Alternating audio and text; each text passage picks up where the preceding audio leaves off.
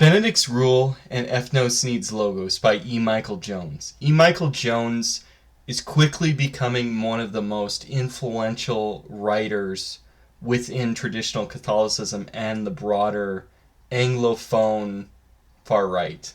That being said, you need to read these two books together to formulate the core of Jones's theory of ethnogenesis and his understanding of race in general.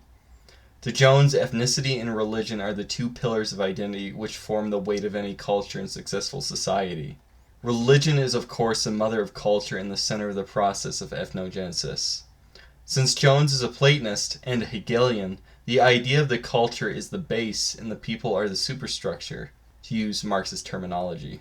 That means that culture shapes the various tribes into a singular nation, in a process known as ethnogenesis.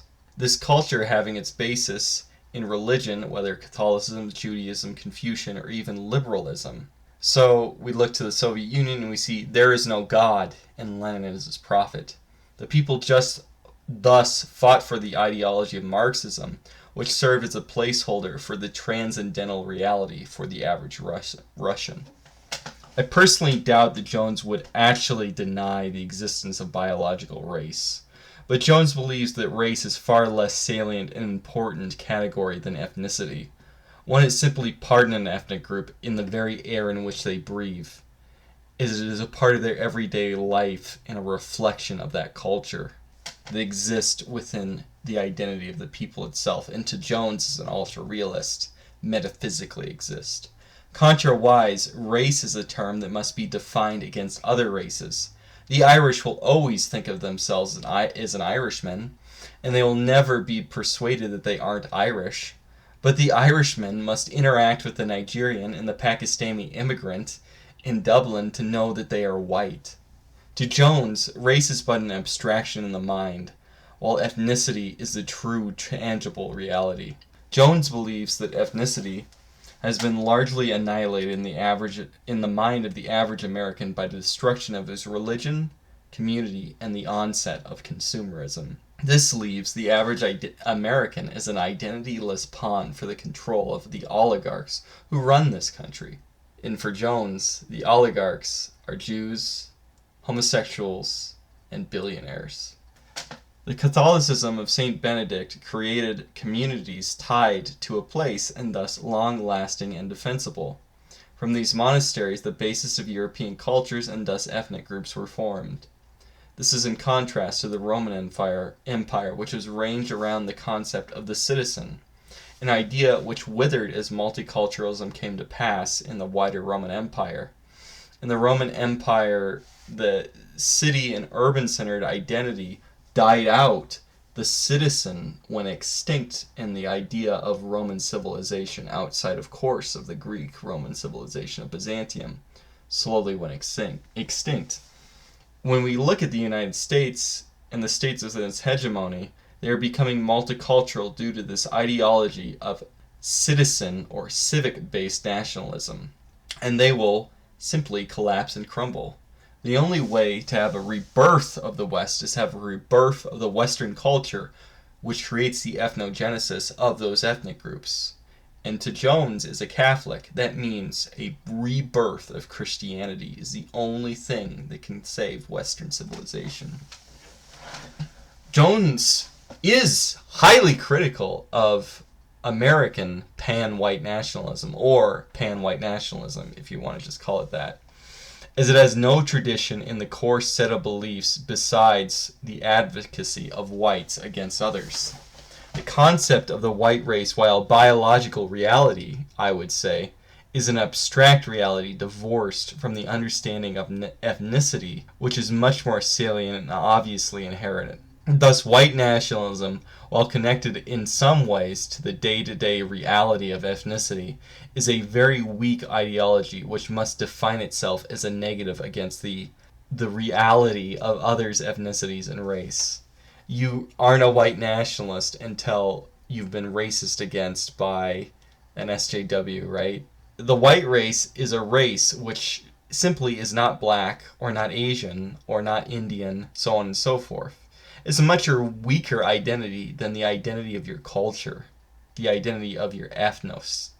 So Croatians will fight Serbs and Ulster Scots will fight Irish despite being almost genetically identical, because that ethnic group, that culture, is what really matters and unifies them. Yet in the United States, whites failed to join together to oppose blacks because white identity, pan-white, racial-based and not culture, ethnic-based identity, is very weak to use to unite against your enemies. So these two short books are very important if you're a white nationalist to understand Jones's conception of white nationalism and why he isn't a identitarian or white nationalist. Okay, so both Ethnos Needs Logos and Benedict's Rule are printed off of Amazon's print-on-demand service, which is really strange for me that E. Michael Jones, as a writer who could easily be censored considering Amazon's censorship of Jared Taylor, of Alexander Dugan from being published on their site, and they're their own books that are published too there, and Michael Hoffman, who is basically a Lutheran, the Lutheran equivalent of E. Michael Jones, that he would put his books on print on demand on Amazon. It's always seemed strange to me, and it scared me because I eventually think he'll be kicked off. So a lot of these print on demand books eventually aren't going to be available, and some of them, like these two, are very important to understand E. Michael Jones's thought. That being said, the formatting, from my understanding, on the Kindle versions can be really bad with his print-on-demand books. But right here, Benedict's Rule is fine. They're both fine. They just have the same print. It's pretty good. I mean, he doesn't color them the best, but it's a lot better than I've seen on other ones, say like Empty Heroes is, or that Tarnsman of Gore. So the cover art is, okay, it works well. It works well enough. And the best part about this, I have a few of these. So here's Catholics and the Jew Taboo, Pope Francis in Context, Sex with Monsters. I don't know if it's preset for Amazon to print them off this size, but generally they fit with the size of his own books that you order from his website. So this is Slaughter of Cities. This is his own, printed at Fidelity Press, and you get it from him. If you go through Amazon, you get it through Fidelity Press, sold on Amazon. And it makes it really easy for your bookshelf that these are the same size as print-on-demand books from Amazon. So that's pretty convenient. It's really likable. Because these two are print-on-demand books, and all of his print-on-demand books from Amazon are short and easy to read compared to something like Slaughter of Cities, which right here I have it in my hand. So about 640 pages. And what is Benedict's Rule? Benedict's Rule is, what do we got, 86 pages, 88 pages, 87 pages. So these are really cheap, really easy to get, and as long as they're Amazon, take advantage of that if you want to start getting into E. Michael Jones.